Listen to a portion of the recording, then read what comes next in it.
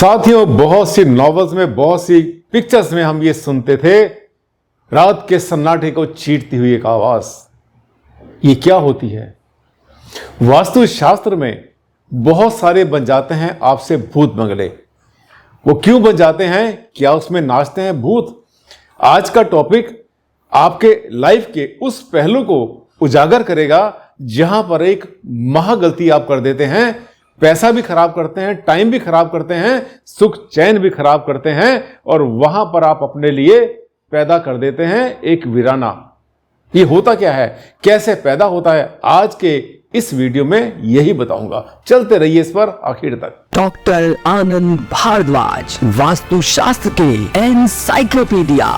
नमस्कार साथियों, बहुत बहुत हार्दिक अभिनंदन, हार्दिक स्वागत आप सबका आपके अपने इस चैनल पर।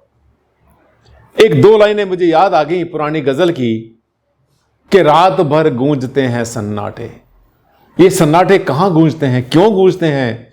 क्या हर घर में गूंजते हैं? नहीं, कुछ ऐसे घर होते हैं जहां पर ये साए साए की आवाज और सन्नाटे अपना रूप वहां पर ऐसा कर देते हैं कि रहने वालों के रोंगटे खड़े होते रहते हैं। जिंदगी वहां पर टेंशन, डिप्रेशन में चली जाती है। ऐसा लगता है कि ये दुनिया, ये संसार बिल्कुल सूख गया, खत्म हो गया हमारे लिए।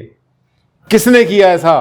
कहीं ऐसा तो नहीं इस गलती के लिए रिस्पॉन्सिबल, जिम्मेवार आप ही हैं? आज मैं इसी बात का खुलासा करने वाला हूं। देखिए आज का टॉपिक आपके सामने, क्या होता है भूत बंगला। सुने तो आपने बहुत होंगे, हॉन्टेड हाउस, और क्या नाचते रहते हैं वहां पर भूत सच में? आइए दिखाते हैं कौन से भूत वहां नाचते हैं और होता है क्या भूत बंगला। सबसे पहले देखिए, ये किसी ने घर बनाया। किसने घर बनाया? एक कपल। आजकल साथियों छोटी उम्र में ही घर बना लेते हैं। आजकल 50, 60, 70 साल की एज की कोई वेट नहीं करता और उससे पहले ही अपना आशियाना बना लेते हैं। कहते हैं एक बंगला बने न्यारा, बना लिया। इन्होंने अपने जीवन का सफर शुरू किया और सोचा कि एक बहुत अच्छा बंगला बनाएंगे। सोच बहुत अच्छी, काम कारोबार इनके पास में है, नौकरी करते हैं, बहुत अच्छी कमाई, बहुत अच्छी इनकी सैलरी, कोई कमी नहीं, ऊपर वाले ने सब कुछ दे रखा है। अब ये क्या करेंगे? अब ये बनाएंगे एक मकान अपने लिए। कैसा मकान बनाएंगे? बहुत भव्य, बहुत आलीशान, बहुत सुंदर। लेकिन समय की रेखाएं हाथ की रेखाओं को बदल दिया करती हैं। वक्त जैसे चल रहा है, ये वक्त कैसे चलेगा, कहां चलाएगा? और आपने देखा था एक सीरियल आया करता था पहले महाभारत का, वो कहता था मैं समय हूं। एक चक्र घुमा करता था, वो कहता था मैं समय हूं, मुझे पता है क्या होना है। इंसान को क्या पता। अब देखिए इन्होंने बना लिया एक बड़ा शानदार आलीशान बंगला। इस बंगले में रहेंगे, लेकिन कितना बनाया, बहुत दूर की सोची।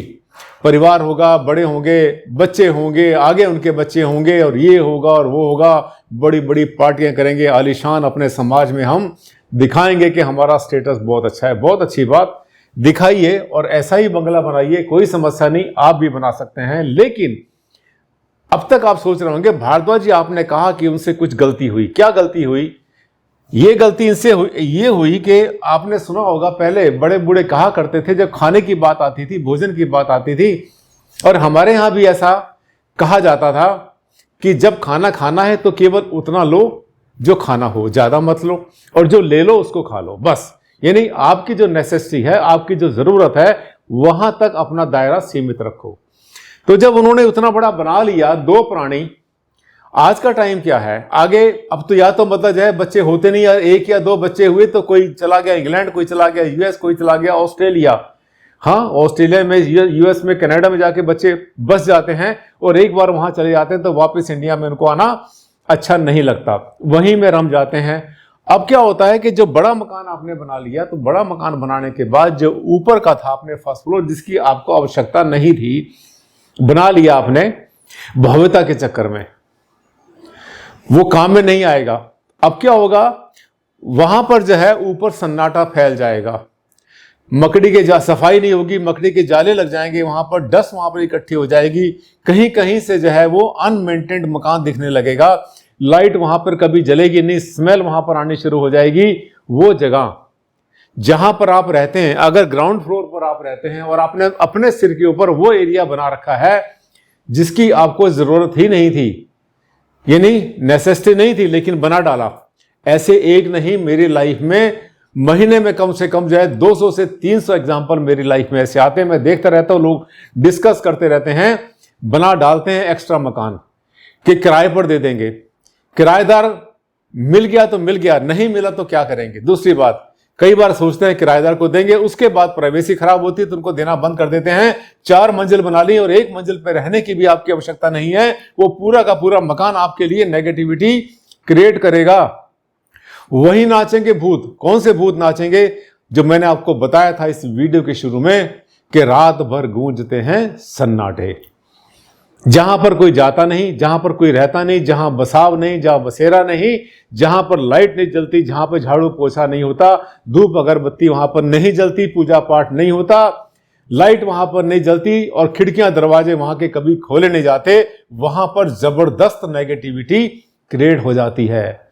और ऐसी जगह पर आप कभी जाकर देखना, रात को अंधेरा होने के बाद अगर आप जाएंगे तो आपको ऐसा लगेगा जैसे कोई अनजान साए आपके आसपास घूम रहे हैं। साए कुछ नहीं होते, कुंठित ऊर्जा इसको कहते हैं, स्टैग्नेटेड एनर्जी होती है जो कि आपको वहां पर डराती है।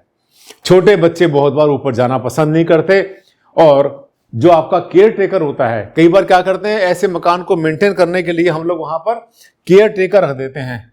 यानी एक आदमी यहां पर चौकीदार जैसा रख दिया, हमने नौकर वहां पे रख दिया, तुम मेंटेन करते रहोगे, तो फिर हाल क्या हो जाएगा? ये हाल हो जाएगा।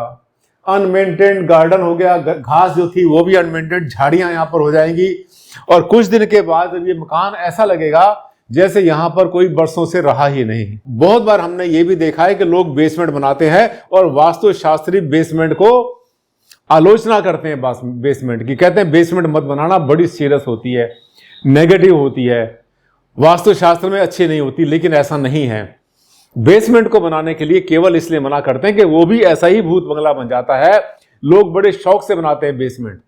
जब बेसमेंट बनाते हैं तो ये सोचते हैं कि नीचे पार्टियां करेंगे, यहां पर एक्सरसाइज करेंगे, यहां पर जिम बना लेंगे और बर्थडे सेलिब्रेट करेंगे और ये करेंगे वो करेंगे, सजा लेंगे, ड्राइंग रूम बनाएंगे, गेस्ट को यहां पर लाएंगे, दुनिया भर की प्लानिंग कर लेते हैं। और जब बन जाता है बेसमेंट, फिर वहां पर कुछ दिन के बाद मैं जब जाता हूं, मैं उनसे कहता हूं कि जब मकान आपने बनाया था तब तो इसमें बड़ी रौनक रही होगी, अब तो यहां पर क्या हुआ, कबाड़ इकट्ठा कर दिया।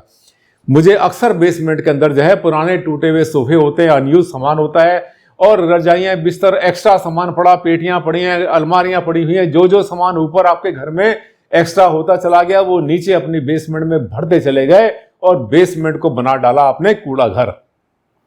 वास्तु का सिद्धांत 2 तरह की ऊर्जाओं पर काम करता है। एक होती है ऊर्ध्व ऊर्जा जो कि ऊपर नीचे से ऊपर जाती है, और एक होती है अधो ऊर्जा, यानी आपके जो ऊपर की ऊर्जा और नीचे की ऊर्जा, उन दोनों के बीच में अगर आप रहते हैं, अगर आपके सिर के ऊपर यानी हेड के ऊपर अगर आपने गंदगी इकट्ठी कर रखी है, अनमेंटेन्ड जगह आपकी है, यानी आपको सिर धोए हुए जमाना हो गया, आपको सिर के ऊपर का कपड़ा धोए हुए जमाना हो गया और सारी गंदगी इकट्ठी कर ली, इसका मतलब ऊपर के मंजिल पर आपने कूड़ा कचरा इकट्ठा कर लिया। नहीं भी किया तो वो तो अनमेंटेन्ड है, खाली रहता, वहां पर कोई रहता नहीं, इंसान नाम की कोई चीज नहीं, तो वहां पर नेगेटिव ऊर्जाएं, नकारात्मक ऊर्जाएं अपना घर बना लेती हैं। यही हाल होता है बेसमेंट का। आप रहते हैं ग्राउंड फ्लोर पर, बेसमेंट बना लिया और वहां पर आपने एक्स्ट्रा सामान, पुराने टायर, घड़े वड़े, ये जो हाथ में आया सब उठा के, बच्चों की पुरानी किताबें रख दी उठा के, वहां पर बर्तन थे बड़े बड़े वो उठा के वहां पे रख दिया, अपने अलमारियां, पेटियां, टूटे हुए सूटकेस भी हमने देखे रखे हुए। इसका मतलब अपने नीचे भी जो अधो ऊर्जा है वो भी नकारात्मक कर रहे हैं। तो गंदी ऊर्जा के ऊपर रहना, गंदी ऊर्जा के नीचे रहना, दोनों के दोनों वास्तु के हिसाब से गंभीर वास्तु दोष माने जाते हैं। अब आप पूछेंगे भारद्वाज जी क्या करना चाहिए? ठीक है, आपके पास भगवान ने बहुत पैसा दिया, बहुत बड़ा प्लॉट आपको दिया, बड़ा भूखंड आपके पास में है, बहुत अच्छी बात है, कोई बुराई नहीं है उसमें, कोई ऐसा नहीं कि आपने नहीं लेना, लें आप जरूर। लेकिन मेरी एक छोटी सी बात को हमेशा पल्ले बांधना, याद रखना, और आपके बहुत काम आएगी। जितनी आवश्यकता हो उतना ही बनाओ। आप ये कर सकते हैं कि बड़े प्लॉट में छोटा सा एक डुप्लेक्स विला बना लें, नीचे जो है अपने मेहमान के बैठने के लिए किचन, खाने पीने का कर ले, ऊपर अपना बेडरूम बना लें, 2 बेडरूम बना लें, 3 बना लें, बहुत है। अगर आपने 1000 गज का प्लॉट ले लिया, 1000 मीटर का प्लॉट लिया हुआ है, तो ये डॉक्टर ने नहीं बताया कि पूरा बनाना ही पड़ेगा, मत बनाओ। उतना बनाओ जितना मेंटेन कर पाओ। और फिर दूसरी बात ये होती है, लेडीज के लिए भी बहुत बड़ा समस्या होती है, अगर थोड़ा सा भी सफाई पसंद है तो उनको जो है घर को मेंटेन करने के लिए नीचे से ऊपर तक हालत खराब हो जाती है साथियों। पहले बनाया, पैसा लगाया, टाइम खराब किया, उसके बाद वो बनाया जो जिंदगी भर के लिए आपकी सिरदर्दी बन जाती है। आज ही सोचना, अगर मकान बनाने वाले हैं, मकान की प्लानिंग कर रहे हैं, यहां तक अगर आप फार्म हाउस भी बनाने वाले हैं, उतना बनाओ जितना आपको चाहिए। अपने दिल से पूछो, उतना बनाओ जितना चाहिए। हर चीज को जो है उतना ही रखो जो आपको चाहिए। पुराने कपड़े आपके पास होते हैं, नए कपड़े मार्केट से लेकर आते हैं, तो पुराने कपड़ों को दान करते रहो, किसी का भला हो जाएगा, किसी के काम आएगा, आप पुण्य कमाओगे। लेकिन मकान ऐसी चीज नहीं होती कि आप किसी को बिना किराए के या फ्री में किसी को रहने के लिए दे दें, ऐसा नहीं कर सकते। तो क्या है, फिर मैं वहीं आ जाऊंगा उसी पॉइंट के ऊपर, जैसे मैंने आपसे शुरू में कहा था कि एक बंगला बने न्यारा, और जब बंगला न्यारा बनेगा, अच्छा बनेगा, तो वहां पे रहने की आपको ऊर्जाएं मिलेंगी, रहने का मजा आएगा और जिंदगी में आगे बढ़ोगे। कभी भी कोई टेंशन, डिप्रेशन जैसी चीज आपके सामने नहीं आएगी। साथियों, ऐसे होते मेरे वीडियो, बहुत गहरी बात कह देता हूं थोड़े से शब्दों में। अच्छा लगा वीडियो तो इसको लाइक करना मत भूलना। अगर पहली बार आए थे मेरे इस चैनल पर तो सब्सक्राइब जरूर कर लेना, क्योंकि मेरे चैनल में हर वीडियो बहुत काम का है, सार गर्भित है और जीवन में काम आने वाला है। अगले वीडियो में जल्द मुलाकात करता हूं, तब तक के लिए दिया मुझे विदा। नमस्कार, धन्यवाद।